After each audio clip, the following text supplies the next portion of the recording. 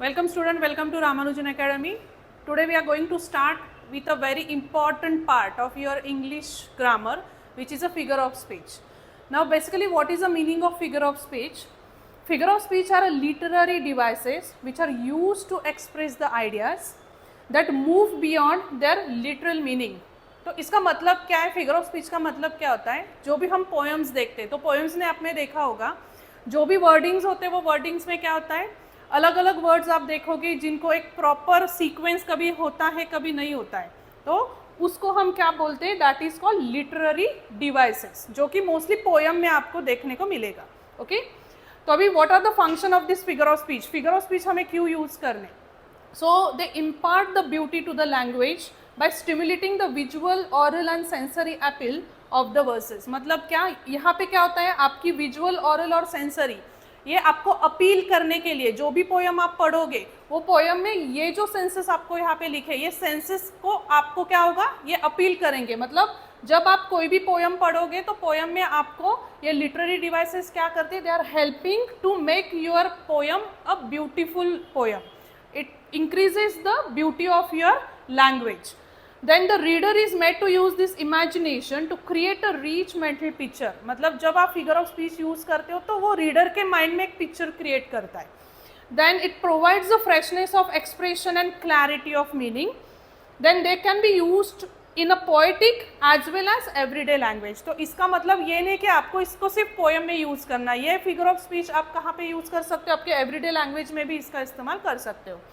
So language of speech and the debates can also be enriched with the use of this figure of speech. तो यहाँ पे कुछ functions हमने देखे जो कि थे figure of speech के. Welcome student, welcome to Ramanujan Academy. Today we are going to start with a very important part of your English grammar, which is a figure of speech. Now basically what is the meaning of figure of speech? Figure of speech are literary devices which are used to express the ideas that move beyond their literal meaning. तो इसका मतलब क्या है? Figure of speech का मतलब क्या होता है? जो भी हम पोएम्स देखते हैं तो पोएम्स ने आपने देखा होगा, जो भी वर्डिंग्स होते हैं वो वर्डिंग्स में क्या होता है, अलग अलग वर्ड्स आप देखोगे जिनको एक प्रॉपर सीक्वेंस कभी होता है कभी नहीं होता है, तो उसको हम क्या बोलते हैं? That is called literary devices, जो कि मोस्टली पोएम में आपको देखने को मिलेगा. ओके तो अभी what are the function of this figure of speech? Figure of speech हमें क्यों यूज करने? So they impart the beauty to the language by stimulating the visual, oral and sensory appeal of the verses. मतलब क्या यहाँ पे क्या होता है, आपकी विजुअल, ऑरल और सेंसरी ये आपको अपील करने के लिए, जो भी पोयम आप पढ़ोगे वो पोयम में ये जो सेंसेस आपको यहाँ पे लिखे, ये सेंसेस को आपको क्या होगा, ये अपील करेंगे. मतलब जब आप कोई भी पोयम पढ़ोगे तो पोयम में आपको ये लिटरेरी डिवाइसेस क्या करते हैं? They are helping to make your poem a beautiful poem. It increases the beauty of your language. Then the reader is made to use this imagination to create a rich mental picture. मतलब जब आप figure of speech use करते हो तो वो reader के mind में एक picture create करता है. Then it provides the freshness of expression and clarity of meaning. Then they can be used in a poetic as well as everyday language. तो इसका मतलब ये नहीं कि आपको इसको सिर्फ poem में use करना है. ये figure of speech आप कहाँ पे use कर सकते हो? आपके everyday language में भी इसका इस्तेमाल कर सकते हो. So language of speech and the debates can also be enriched with the use of this figure of speech. तो यहाँ पे कुछ functions हमने देखे जो कि थे figure of speech के. तो अभी हम देखते हैं कुछ types of figure of speech. तो वैसे तो 200 से ज़्यादा figure of speech है everyday English language में, लेकिन इस chapter में हम जो आपके एग्जाम में आपको यूटिलाइज होंगे या जो एवरीडे में ज़्यादा यूटिलाइज होते हैं वो फिगर ऑफ स्पीच आप यहाँ पे देख सकते हो, एक टेबल में दिए हुए हैं. तो आप देखोगे, I will just read out them और इसके बारे में जो भी डिस्क्रिप्टिव थिंग्स है वो आगे हम देखेंगे. तो सिमिली है, मेटाफर है, पर्सनलाइजेशन है, इसको आपको आप पर्सोनिफिकेशन भी बोल सकते हो. फिर सिनेक्डॉक है, फिर transfer epithet, metonymy, pun, euphemism, then tautology, inversion, antithesis, irony, oxymoron, paradox, repetition, alliteration, onomatopoeia, apostrophe, hyperbole, understatement, climax and anti climax. तो इसमें से भी जो आपके स्कूल लेवल में जो आपको इस्तेमाल होते हैं वो हम थोड़ा सा हाईलाइट करते हैं. तो इसमें से जो आप यूज़ करोगे वो होगा सिमिली, मेटाफर, देन पर्सोनिफिकेशन, पर्न भी आपको पता होना चाहिए, देन सिनेक्डॉक, इसके बाद टोटोलॉजी है, इन्वर्जन है, एंटीथेसिस है, रिपीटेशन है, एलिट्रेशन है, हाइपरबोल, एपोस्ट्रॉफी, ओनोमोटोपिया और क्लाइमेक्स एंड एंटी क्लाइमैक्स। तो यहाँ पे मैंने जो मार्क किए ये सारे जो फिगर ऑफ स्पीच है या आपके पोएम्स में आपको देखने मिलेंगे। तो हर एक फिगर ऑफ स्पीच के बारे में नेक्स्ट पार्ट में हम देखते हैं। स्टॉप करूँगी। Now will start with your first figure of speech which is a simile. अभी सिमिली का मतलब क्या होता है? Simile is a figure of speech which directly compares the two thing. हम कंपैरिजन में दो फिगर ऑफ स्पीच पढ़ने वाले, एक जो है आपका सिमिली और दूसरा है मेटाफर। तो सिमिली में क्या होता है कि हम दो चीज़ों को कंपेयर करते हैं और कंपेयर करते वक्त क्या करते हैं, कौन सी चीज़ों को हम कंपेयर कर सकते हैं which are having the similar qualities. तो इस कंपैरिजन में हम दो वर्ड्स मोस्टली इस्तेमाल करते हैं, वो होता है लाइक या तो फिर एज। अगर आपको आपके सेंटेंस में लाइक या फिर एज ऐसा कुछ वर्ड दिखे तो वो कौन सा फिगर ऑफ स्पीच है? It is called as a simile. Okay, तो एग्जाम्पल के लिए मैं यहाँ पे एक एग्जाम्पल लिखती हूँ। Will take one example. So will say like Ram is as handsome as Shyam. Okay, तो यहाँ पे हमने एक एग्जांपल लिया है कि Ram is as handsome as Shyam. तो एज का मतलब क्या होता है? जितना हैंडसम श्याम है उतना ही हैंडसम कौन है? राम है। ओके, इसी को और आप कर सकते हो जैसे कि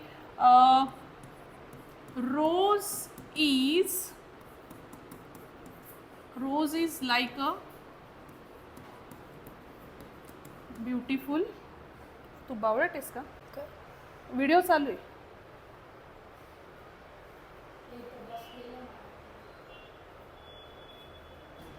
तेवढं कट करून द्या।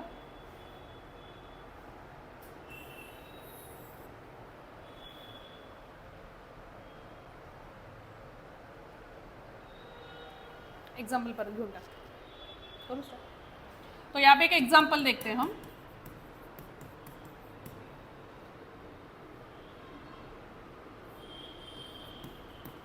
Ram is as brilliant as Ashok. Okay, तो एज ब्रिलियंट एज अशोक का मतलब क्या होता है कि जितना अशोक ब्रिलियंट है उतना ही राम क्या है? ब्रिलियंट है। ओके, तो जब आपके कोई भी सेंटेंस में एज वर्ड आता है या फिर लाइक का और एक एग्जांपल लेते हैं हम। He fought like a lion. Okay, he fought like a lion मतलब क्या? जितनी स्ट्रेंथ लायन में होती है उसी स्ट्रेंथ में उसने क्या किया है? फाइट किया है। तो इस केस में आप अगर देखोगे एज और लाइक ऐसे कोई वर्ड्स आपके पोयम में या तो फिर आपके कोई सेंटेंसेस में आते हैं तो वो कौन सी फिगर ऑफ स्पीच है? It is called as a simile. Okay, so concentrate here, it is directly comparing the things which may have similar qualities. और सेकेंड थिंग, आपको यहाँ पे कौन से दो वर्ड्स पे ऊपर ध्यान देना है? फर्स्ट लाइक या तो फिर as. Now we'll start with your second figure of speech which is the metaphor. Okay, अभी metaphor और simile जैसे मैंने पहले ही आपको बताया था कि हमें दो ऐसे figure of speech देखने जहाँ पे हम comparison करने वाले। तो second जो आपका figure of speech है वो है metaphor. So metaphor is also one of the figure of speech which makes a direct equation between the two things which share the similar qualities. Okay, तो यहाँ पे मेटाफर और simile में difference क्या है? तो सिमिली में हमने क्या किया था? हमने एज और लाइक वर्ड हमने इस्तेमाल किया था, लेकिन यहाँ पे मेटाफर में हम लाइक या तो फिर as we are not going to use this word. You can see here unlike simile metaphor do not use the words what? As और लाइक। ओके, दोनों की मतलब सेम है, मतलब दोनों को जो भी मीनिंग आपको देना है वो सेम है, सिर्फ उनको अलग से इस्तेमाल किया है हमने। सिमिली में हमने एज और लाइक को यूज किया है और मेटाफर में we are not going to use that. Okay, यहाँ पे एक पॉपुलर एग्जांपल आप देख सकते हो जैसे कि all the world's a stage and all the men and women merely players. अभी यहाँ पे क्या बोला गया है? शेक्सपियर का ये बहुत फेमस आप बोल सकते हैं फेमस लाइन्स है। तो ये लाइन्स में उसने क्या बोला है कि उसने जो all the world's a stage, पूरे वर्ल्ड को उसने क्या बोला है? एक स्टेज जैसे बोला है। ओके, और जो भी मेन एंड वुमेन है वो क्या है? वो स्टेज के ऊपर प्लेयर्स है। जैसे कि हम ये पूरे वर्ल्ड का एक स्टेज है और वो स्टेज के ऊपर हम क्या है? We are the players. Simile में मैंने एक एग्जांपल लिया था कि he fought like a lion. वही एग्जाम्पल को अगर हमें मेटाफर में लिखना है, so we can write like this. So example I will write again. So example will be he was lion in the field. अभी वो जो हमने एग्जाम्पल देखा था, he fought like a lion, और ये एक example he was lion in the field, दोनों का मतलब सेम ही है. उसने लायन जैसी फाइट की और वो क्या था, एक फील्ड में या फिर एक कोई भी वॉर में he was like a lion या ही वॉज अ लायन. तो metaphor simile they are having the similar, और जो भी वो थॉट आपको देते हैं वो सेम ही देते हैं. सिर्फ वहाँ पे हम क्या करते हैं, कंपैरिजन के लिए एज लाइक हमें यूज करना है, लेकिन मेटाफर में we do not have to use it. Okay, so example is what, he was lion in the field. So this is your metaphor. Now we'll see the next figure of speech, which is a personification. Now what is the meaning of personification? It's a giving human qualities to the non-living things या फिर object. तो हम यहाँ पे क्या करते हैं personification में, हम human की qualities किसको दे रहे हैं, we are giving that qualities to your non-living things या तो फिर objects. तो इसका एक example देख लेते हैं. We'll see the examples here.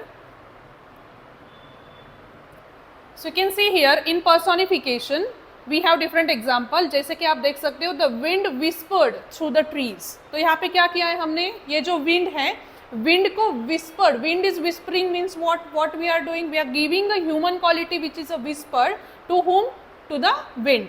Then second, the alarm clock screamed at me. scream किसकी quality है, human की quality है, लेकिन ये quality हमने किसको allot की है, for the alarm clock.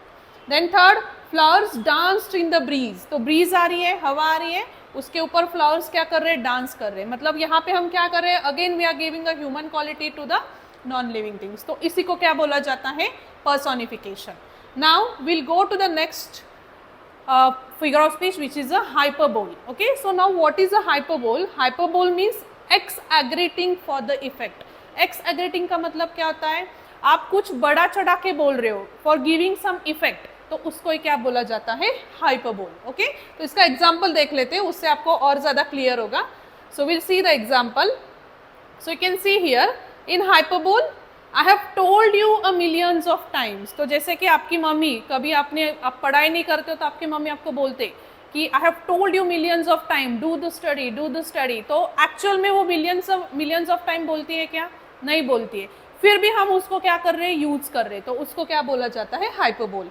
Then I'm so hungry, I could eat a horse. Is it possible to eat a horse? No. लेकिन हम यहाँ पे क्या कर रहे हैं, to make some effect, to give some extra effects. What we are saying? We are saying I'm so hungry that I could eat what, horse. Then he runs faster than the wind. Possible है क्या कभी, नहीं. wind से fast हम कभी भाग सकते हैं क्या, नहीं. लेकिन to make some extra effects, for exaggerating effect, what we are doing, we are writing like he runs faster than the wind. तो ऐसे कुछ एग्जाम्पल अगर आपके लाइन्स में आते हैं तो उसको क्या बोलना है, it's called a hyperbole. Now will see the next figure of speech which is onomatopoeia. So what is this figure of speech? Words that are inspired by the sound of living beings in the nature. तो यहाँ पे हम क्या करते हैं, जो भी आपके लिविंग थिंग्स है वो जो साउंड्स बनाते हैं, वो साउंड्स को जब हम वर्ड फॉर्म में लिखते तो उसको ही बोला जाता है onomatopoeia. Okay, so we'll see the examples of this onomatopoeia. So you can see here the bees buzzed around the flowers. Okay, so buzzed ये जो sound है, ये sound हमने क्या किया है, word form में लिखा हुआ है. Okay, then the door creaked open. So means whatever sound the door is making, we are writing that sound here. Then the thunder rumbled loudly. So rumbled is the word which is used for the sound effect.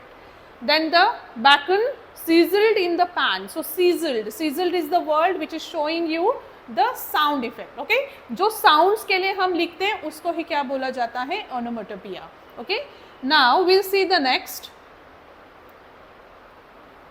Now next is your alliteration. So alliteration is what? Repeating the same sound at the beginning of the words. Okay, तो alliteration में हम क्या करते हैं, आपकी same sound क्या होती है, यहाँ पे repeat होती है at the beginning of the word, उसी को क्या बोला जाता है, alliteration. Now we'll understand this with some examples. So we'll see the example of alliteration here. So you can see here, these are some examples of alliteration. So she sells seashells by the seashore. So you can see here, यहाँ पे आप देख सकते हो कि यहाँ पे ये जो S है तो S की साउंड यहाँ पे क्या हो रही है, it's repeating.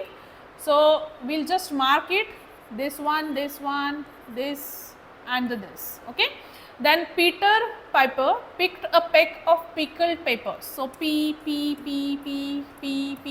So whatever is repeating here, this is called as the alliteration.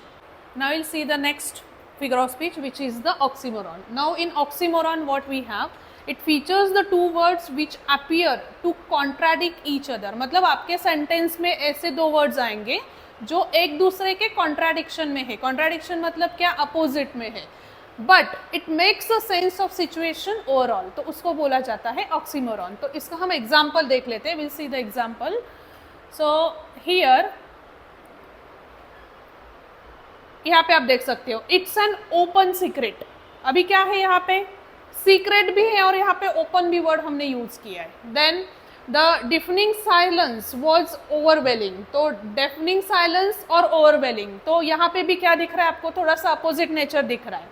Then this is seriously funny. अभी मुझे बोलो, फनी और सीरियसली ये दोनों कैसे वर्ड आ रहे हैं, कॉन्ट्राडिक्शन में आ रहे हैं. ओके, तो इसी को क्या बोला जाता है, oxymoron. Okay, now will see the next figure of speech which is the irony.